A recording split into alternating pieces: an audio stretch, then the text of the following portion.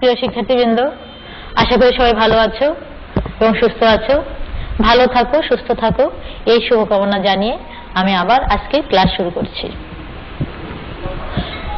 গত সপ্তাহে আমরা সোনারতরী কবিতা পড়েছি রবীন্দ্রনাথ ঠাকুরের, এবং আশা করি সবাই তোমরা বুঝতে পেরেছো। এবার আমরা এর পরে যে কবিতাটা আছে বিদ্রোহী, সে বিষয়ে আলোচনা করব। বিদ্রোহী কবিতা কাজী নজরুল ইসলাম। কাজী নজরুল ইসলাম আমাদের জাতীয় কবি, তিনি বিদ্রোহী কবি এবং তিনি মানে সঙ্গীত রচয়িতা, তাই না? অনেক দিক দিয়ে কাজী নজরুল ইসলামের সাথে আমাদের সবার পরিচিতি আছে। ঠিক রবীন্দ্রনাথ ঠাকুরকে আমরা যেভাবে চিনি, ছোটবেলা থেকে চিনতে চিনতে এসেছি, কাজী নজরুল ইসলামকেও আমরা সেইভাবে ছোটবেলা থেকেই চিনি, তার কবিতার সাথে আমরা পরিচিত। নতুন করে তার সম্পর্কে খুব বেশি বলার কিছু এই কারণেই থাকে না।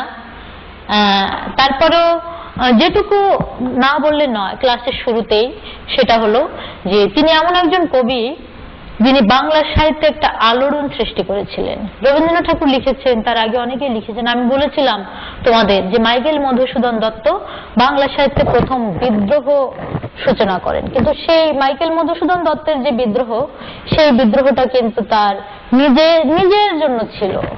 তিনি নিজেকে একটা গণ্ডি থেকে বের করে আনতে চেয়েছিলেন।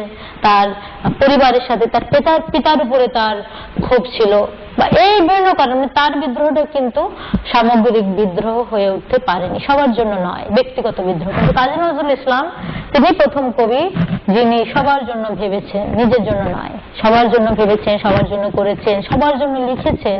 এই যে মানুষকে ভালোবেসেছেন, তার ভিতরে যে মানবিকতা বোধ, এই বিষয়গুলো কাজী নজরুল ইসলামের সবচেয়ে বেশি। এবং আমরা জানি যে তার লেখনী কত শক্তিশালী, তাই না? তার গল্প তোমরা পড়েছো কিনা জানি না, তবে গানের সাথে সবাই পরিচিত। কাজী নজরুল ইসলাম সম্পর্কে আমরা দেখো একটু, আমরা তার জন্ম কোথায়, কবে, এই বিষয়গুলো কিন্তু জানি, তাই না? জানা বিষয় যে 1899 সালে জন্ম, 1976 সালে মৃত্যু। পশ্চিমবঙ্গের আসানসোলে চুরুলিয়ায় তার জন্ম হয়। তারপর ছোটবেলা থেকে অনেক দুঃখ দুর্দশার মাঝ দিয়ে তিনি আস্তে আস্তে বড় হয়ে ওঠেন। এই বিষয়গুলো জানা বিষয় বলে আমি আর বিস্তারিতভাবে আলোচনা করছি না। বাংলা সাহিত্য জগতে তিনি হাজির হয়েছিলেন এক অনির্বচনীয় উদারতা, প্রেম আর মানবিকতার ডালি সাজিয়ে। বুঝতে পারছো যে তার লেখার ভিতরে অনেকে, বললাম যে লিখেছেন অনেকেই, লেখক অনেকেই আছেন, কবি অনেকেই আছেন, কিন্তু এমন একজন উদার মানুষ হিসেবে মহৎ মানুষ কিন্তু কাজী নজরুল ইসলামকে আমরা দেখি। আমি আগের একটা ক্লাসে বলেছিলাম যে মানুষ যাই হোক না কেন, তার সৃষ্টি দিয়ে তাকে বিচার করা হয়। মানুষ খারাপ হতেই পারে, কিন্তু তিনি কি লিখছেন সেটা দিয়ে তাকে বিচার করে। কিন্তু কাজী নজরুল ইসলাম তিনি কিন্তু যেমন লিখেছেন তেমনি একজন অসাধারণ মানুষ ছিলেন। বুঝতে পারছো এই যে বিষয়টা, তার একেবারে ওই যে দুই দিক দিয়ে তিনি সমান ছিলেন। মণিকাঞ্চন যোগ হয়েছিল তার, প্রেম আর মানবিকতা তার ভেতর সমানভাবে ছিল। তিনি এসেছিলেন ধূমকেতুর মতো জ্বলতে জ্বলতে, এবং তিনি হেঁটেছিলেন সাম্যবাদের পথে। ধূমকেতুকে দুপ করে আকাশে আসে, অপ্রতিরোধ্য, তাই না, জ্বলে ওঠে, তারপর এক সময় আবার নিভে যায়। কাজী নজরুল ইসলামের বিষয়টা কিন্তু তাই, অপ্রতিরোধ্য ভাবে তাকে কেউ ঠেকিয়ে রাখতে পারেন। এবং সবার মাঝে ধূমকেতু যখন আকাশে আসে, উদিত হয়, তখন তাই না, সব তারা সবকিছুকে তুচ্ছ করে উজ্জ্বল হয়ে বিরাজ করে। কাজী নজরুল ইসলাম কিন্তু ঠিক তেমন, তিনি যখন এসেছিলেন দাপুটে ভাব ছিল তার ভেতর, এবং তিনি সাম্যবাদের কথা বলেছে। সাম্যবাদ অর্থাৎ সবাই সমান, নারী পুরুষ, ধনী দরিদ্র, তারপরে জাতিভেদ, বর্ণভেদ, কোনো কিছুই তিনি মানেননি। তিনি ওই যে সমতার পথে তিনি হেঁটেছিলেন, এবং সেই পথে সবাইকে দেখেছিলেন, এবং অসাম্প্রদায়িকতার কথা তিনি যেভাবে বলতে পেরেছেন আর কোনো কবি পারেননি। হ্যাঁ, যে হিন্দু মুসলিম যে তৎকালীন যে তখন কিন্তু হিন্দু মুসলিমের ভিতর কিছু কিছু বিরোধ ছিল, কাজী নজরুল ইসলাম এই বিরোধিতায় বিশ্বাসী ছিলেন না। তিনি হিন্দু মুসলিম এই মানে দুই সম্প্রদায়ের মানুষকে মেলাতে চেয়েছিলেন। তিনি বলেছিলেন, মোরা একটি বৃন্তে দুইটি কুসুম, হিন্দু মুসলমান, মুসলিম তার নয়নমণি, হিন্দু যে তার প্রাণ। অর্থাৎ এই যে দুই সম্প্রদায়ের মিলন, এটা কিন্তু কাজী নজরুল ইসলামের মতো এত মানে স্পষ্ট করে, এত সুন্দর করে কেউ বলেননি। এবং তার ভিতর সবচেয়ে যেটা গুরুত্বপূর্ণ ছিল সেটা হলো তার বিদ্রোহ, তাই না? যে বিদ্রোহ কেন বলছি, তিনি অন্যায়ের বিরুদ্ধে কথা বলেছিলেন, সেই কারণে অন্যায়কারীরা তাকে বিদ্রোহী বলছে। এবং অগ্নিবীণার ঝংকার তুলেছিলেন তিনি শত পীড়িত, অবহেলিত, নির্যাতিত মানুষের কাছে। মানুষের হৃদয় পরাধীন, তখন তো পরাধীন ছিল ভারতবর্ষ কাজী নজরুল ইসলামের সময়। সেই পরাধীনতার শৃঙ্খল তিনি ভাঙতে চেয়েছিলেন, সেই শিকল ভাঙার গান কাজী নজরুল ইসলাম তিনি গেয়েছিলেন। দেখো, কাজী নজরুল ইসলাম মূলত একজন স্বাধীন চেতা মানুষ ছিলেন, স্বাধীনতায় বিশ্বাসী। কখনো কেউ কাউকে রুখতে পারে, কেউ কাউকে অবরুদ্ধ করে রাখতে পারে, এটি কিন্তু তাহলে মানুষ পরাধীন হয়ে গেল। পরাধীনতা মানে শুধু যে জেলে বন্দি করে রাখা এটা তো নয়, মানসিক ভাবে একজন মানুষকে স্বাধীন হতে হবে। কাজী নজরুল ইসলাম সেই চেতনায় বিশ্বাসী ছিলেন। তিনি কি লিখবেন কি না লিখবেন অত লিখেছেন, যা হয় হবে। সরকারের বিরুদ্ধে লিখতে, হ্যাঁ লিখবো, যা হয় হবে, ওই যে অত ভয় ভীতি কিন্তু তার ভেতরে ছিল না। এবং তিনি গেয়েছেন শেকল ভাঙার গান, বলছে যে হ্যাঁ না, কারার ওই লৌহ কপাট ভেঙে ফেলতে বলছে যে তোরা ভেঙে লাথি মার ভাঙ রে তালা, যত সব বন্দিশালা আগুন জ্বালা। কে বলতে পারে এসব কথা যে বন্দি করে রাখবে, ভেঙে ফেলো। বুঝতে পারছো, ছুটে বের হয়ে যাওয়ার প্রবণতা, মেরে কেটে ছেড়ে ভেঙে চড়ে বেরিয়ে যাওয়ার প্রবণতা, তারুণ্যের যে বৈশিষ্ট্য, এটা কাজী নজরুল ইসলামের ভেতরে ছিল। আর তার এই যে এইসব কারণে তিনি যে বিদ্রোহী কবি হয়েছেন, তার কারণ তিনি অন্যায়ের বিরুদ্ধে কথা বলেছেন। যখন অন্যায়ের বিরুদ্ধে কথা বলেছেন, অত্যাচারের বিরুদ্ধে কথা বলেছেন, তখন ইংরেজ সরকার তাকে বলছেন যে তুমি বিদ্রোহী, তুমি বিদ্রোহ করছো, আমাদের বিরুদ্ধে বিদ্রোহ করছো। তার নামের আগে বলে দিল যে বিদ্রোহী কবি। বিদ্রোহী বলতে সাধারণত আমরা কিন্তু শব্দটাকে একটু যে নেতিবাচক হিসেবে সাধারণত দেখি, যে বিদ্রোহী কথাটা দেশদ্রোহী, বিদ্রোহী। কিন্তু কাজী নজরুল ইসলাম তিনি ওই বিদ্রোহী শব্দটাকে কিন্তু মালার মতো গ্রহণ করেছিলেন। হ্যাঁ ঠিক আছে, আমি তাহলে আজকে থেকে বিদ্রোহী কবি হলাম। তাকে যখন সরকার বিদ্রোহী বললেন, তিনি কিন্তু তার কোনো প্রতিবাদ না করে ওটাকে ইতিবাচক ভাবে গ্রহণ করে বললেন ঠিক আছে, আজকের থেকে আমি বিদ্রোহী কবি। তখন থেকে তিনি বিদ্রোহী কবি। তার ব্যক্তি জীবন সম্পর্কে আমরা জানি যে খুব দুঃখময় একটা অবস্থা তিনি অতিক্রম। কেন বিদ্রোহী হয়ে ওঠে, দেখো কথা বলতে গেলে কিন্তু অনেক আলোচনার প্রয়োজন আমাদের এই বিষয় নিয়ে। যে একটা মানুষ বিদ্রোহী হয়ে ওঠে কখন, তার ছোট্টবেলা থেকে কাজী নজরুল ইসলাম কিন্তু প্রচন্ড দুঃখ, দারিদ্র, কষ্টের ভেতর দিয়ে জীবন যাপন করছে। তিনি ছিলেন এক ভাগ্যহত কবি। জন্মের পর থেকে দুঃখ, ছোটবেলায় বাবা মারা গেলেন, তারপরে সেই দারিদ্রের ভেতর দিয়ে বড় হচ্ছেন। মা ছিলেন, মা গিয়ে চাচার সঙ্গে সংসার শুরু করে দিলেন। তিনি সেই ছন্ন ছাড়া মানুষের মতো কখনো গ্রামের মক্তবে শিক্ষকতা করছেন, লেটো গানের দলে যোগ দিচ্ছেন, রুটির দোকানে কাজ করছেন। এইসব দুঃখ দেখে তার ছোটবেলার নামই ছিল দুঃখ মিয়া, আমরা জানি। এত দুঃখ তার জীবনে, তাই তাকে সবাই দুঃখ মিয়া বলে ডাকতেন।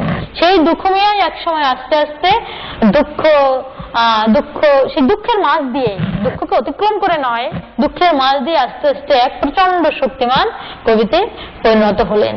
একসময় তিনি সৈনিক হিসেবে প্রথম বিশ্বযুদ্ধের সময় বাঙালি পল্টনে যোগ দিয়েছিলেন। এখানে সৈনিকের যে একটা সৈনিক বেশি নজরুলের ছবিটা এখানে দেওয়া আছে, তিনি এটাও করেছিলেন। অর্থাৎ সবকিছু ছিল, অনেক দেখো, দুঃখ না পেলে বড় হওয়া যায় না, দুঃখ না পেলে বড় সাহিত্যিক হওয়া যায় না, বড় মানুষ হওয়া যায় না। আমাদের বড় মানুষদের জীবন, এক রবীন্দ্রনাথ ঠাকুর বাদে তার জীবনও ছিল দুঃখ, কিন্তু দুঃখটা তিনি গোপন করে গেছেন। কিন্তু বড় বড় মানুষের জীবন অনেক দুঃখময়, দুঃখ মানুষকে বড় হতে শেখায়, তার জীবনে এটা ছিল।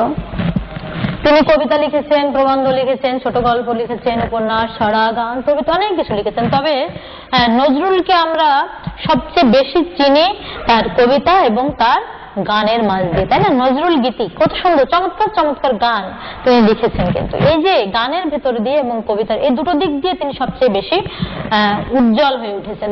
দেখো, কাজী নজরুল ইসলামকে হতভাগ্য কবি কেন বলতে হয়? যে ছোটবেলা থেকে অনেক দুঃখ কষ্টের ভেতর দিয়ে আস্তে আস্তে অনেক চড়াই উতরাই পেরিয়ে বড় হলেন। তারপরে 40 বছর বয়সে তিনি আবার নিভে গেলেন দপ করে। ওই ধূমকেতুর কথা বলা হচ্ছে, যে ধূমকেতু যেমন আকাশ হঠাৎ করে উদিত আর দপ করে নিভে যায়, ঠিক তেমনি কাজী নজরুল ইসলাম তিনিও হঠাৎ করে 40 বছর বয়সে এক দুরারোগ্য ব্যাধিতে আক্রান্ত হয়ে তিনি কিন্তু বাকরুদ্ধ হয়ে যান। তিনি আর কিছু লিখতে পারেননি। যদি তিনি লিখতে পারতেন তাহলে চিন্তা করো যে আমাদের বাংলা সাহিত্য আরো কত সমৃদ্ধ হতো, কত কিছু আমরা পেতাম। মাত্র অনেকদিন বেঁচেছিলেন, তিনি বেঁচেছিলেন 76-77 বছরের মতো তিনি বেঁচেছিলেন, 77 বছর বেঁচেছিলেন। কিন্তু লিখেছেন এই অল্প 40 বছর বয়স পর্যন্ত লিখেছেন। যদি তিনি সময় পেতেন, রবীন্দ্রনাথ ঠাকুর এত লিখতে পেরেছেন কারণ তিনি অনেকদিন বেঁচেছিলেন। কিন্তু কাজী নজরুল ইসলাম তিনি যদি অত তাড়াতাড়ি মারা না যেতেন, মারা যাননি দুঃখিত, তিনি যদি অত তাড়াতাড়ি অসুস্থ না হয়ে পড়তেন তাহলে তিনি আরো অনেক লিখতে পারতেন। বুঝতে পারছেন? এই জন্য আমাদের এটা দুর্ভাগ্য বলা যায়। তার বিখ্যাত কবিতা বিদ্রোহী, কিন্তু খুবই বিখ্যাত একটা কবিতা, তোমাদের এখানে অন্তর্ভুক্ত করা হয়েছে নতুন, এই প্রথম বিদ্রোহী কবিতা এখানে অন্তর্ভুক্ত করা হলো। এর আগে সাম্যবাদী ছিল, বুঝতে পারছো, গত বছর। এবার তোমাদের বিদ্রোহী কবিতা পড়ছো, সেটা তোমাদের সৌভাগ্য যে এই চমৎকার একটা কবিতা তোমরা পড়তে পারছো। এটা কাজী নজরুল ইসলামের অগ্নিবীণা কাব্যের দ্বিতীয় কবিতা। হ্যাঁ, 1922 সালে এটা প্রকাশিত হয় এবং এখানে আমরা দেখি যে কাজী নজরুল ইসলাম আসলে যে বিদ্রোহী, এই বিদ্রোহী কবিতা না কারণে তিনি বিদ্রোহী হলেন। এই কবিতা না লিখলে তিনি আর বিদ্রোহী কবি হতে পারতেন না। তিনি কেমন বিদ্রোহী, কি চমৎকার ভাবে, মানে বলতে গেলে আসলে এই কবিতা সম্পর্কে আমি নিজেই অনেকটা উচ্ছ্বসিত হয়ে উঠি, আবেগ আপ্লুত হয়ে উঠি যে কি চমৎকার কবিতা এবং কিভাবে তিনি নিজের আত্মজাগরণ ঘটিয়েছেন। নজরুলকে চিনতে হলে বিদ্রোহী করতে হবে, এই কবিতাটা পড়তে এবং তোমাদের সৌভাগ্য। আবার কি জানো, তোমাদের কিন্তু এই কবিতা থেকে গুরুত্বপূর্ণ অংশটা বাদ দিয়ে দিয়েছে।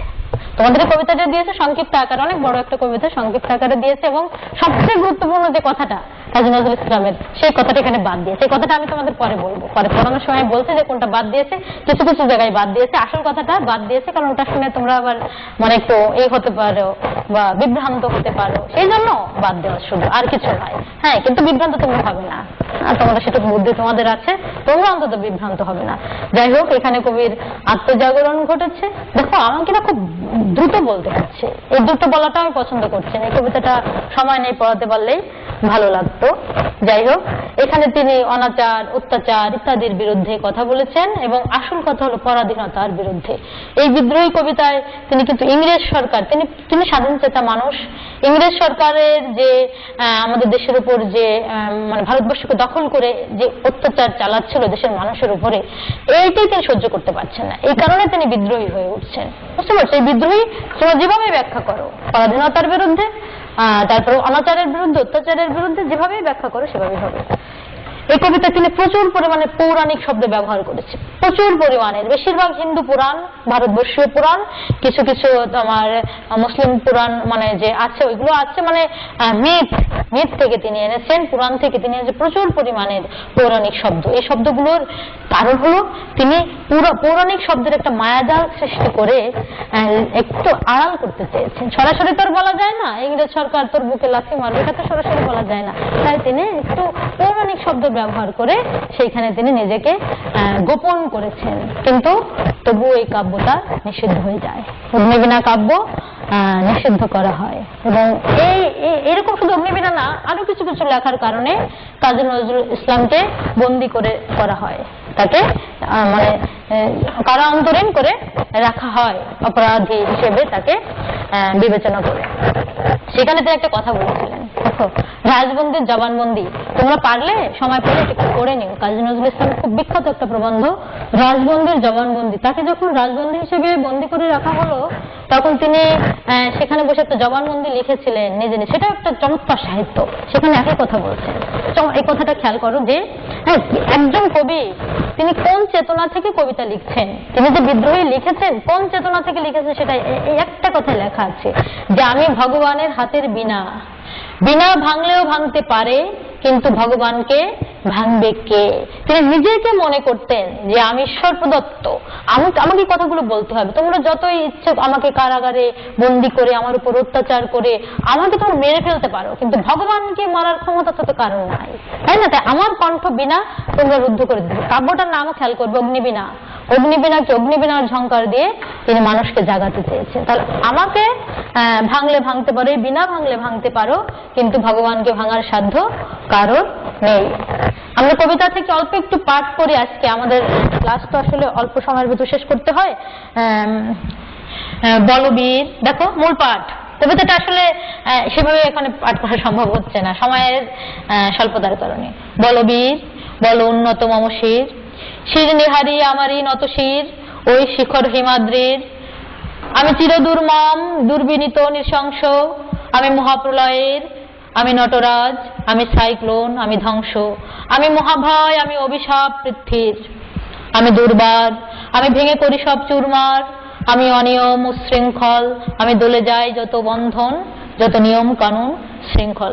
খেয়াল করতে হবে, বলবীর চিরোন্নত মমশির, নিজেকে তিনি এত বড়, মানে কি ভাষাটা ব্যক্ত করবো যে নিজের শির তার মাথা এত উন্নত, এত উঁচু একজন মানুষ, বুঝতে পারছো? তার মাথা এত উঁচু, মাথা নত যিনি করেন না, কথাটা এভাবে ব্যক্ত করেছে যার মাথা কখনো নত হয় না, তার শির এত উঁচুতে যে তাকে দেখে বলছে শির নিহারি আমারই নত শির ওই শিখর হিমাদ্রির, মনে করছে যে আমাকে দেখে হিমাদ্রি অর্থাৎ হিমালয়ের চূড়া, সবচেয়ে সর্বোচ্চ চূড়া, সেটা তো এভারেস্ট, সেটাও যেন মাথা নত করে দাঁড়িয়েছে। তাহলে তিনি সদর্পে মাথা এতটা উঁচু করেছেন, বুঝতে পারছেন? এই যে ভেতরের আত্মপ্রকাশ, তিনি নিজেকে প্রকাশ করছেন এইভাবে, শির নিহারি আমারই নত শির ওই শিখর হিমাদ্রির, আমাকে দেখে হিমালয়ের শিখরও নিচু হয়ে গেছে।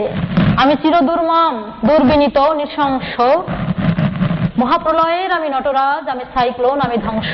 এই যে দুর্বিনীত, হ্যাঁ, নৃশংস, এই কথাটা কিন্তু ইতিবাচক অর্থে। নৃশংস কাদের জন্য? যারা অত্যাচারী, তাদের পক্ষে আমি নৃশংস, আমি দুর্বিনীত, আমি কখনো মাথা নত করি না, আমি সাইক্লোন, আমি ধ্বংস, আমি সবকিছুকে ধ্বংস করি। এটাই এখানে বোঝাচ্ছে। আমি মহাভয়, আমি অভিশাপ পৃথ্বীর। এই কথাগুলোর ব্যাখ্যাটা আমরা পরে করি, আগে আমরা কবিতাটা একটু পড়ি। হ্যাঁ, আমি দুর্বার, আমি ভেঙে করি সব চুরমার, আমি অনিয়ম শৃঙ্খল, আমি দলে যাই যত বন্ধন, যত নিয়ম কানুন শৃঙ্খল। দুর্বার, ভেঙে চুরমার করি কখন? যখন আমাকে বন্দি করে রাখা হয়, আমি তখন সবকিছু ভেঙে চুরমার করি। আমি দলে যাই যত বন্ধন, নিয়ম কানুন, কিসের নিয়ম কানুন? এই অন্যায় নিয়ম কানুন, শৃঙ্খল, এগুলোকে আমি দলে যাই। ঠিক আছে? এই যে আজকে এই পর্যন্ত। আমি কবিতাটা আসলে সেভাবে তোমাদের সময়ের কারণে পাঠ করতে পারলাম না, সামনের ক্লাসে আমরা এই কবিতা পড়বো। ঠিক আছে? এই পর্যন্ত।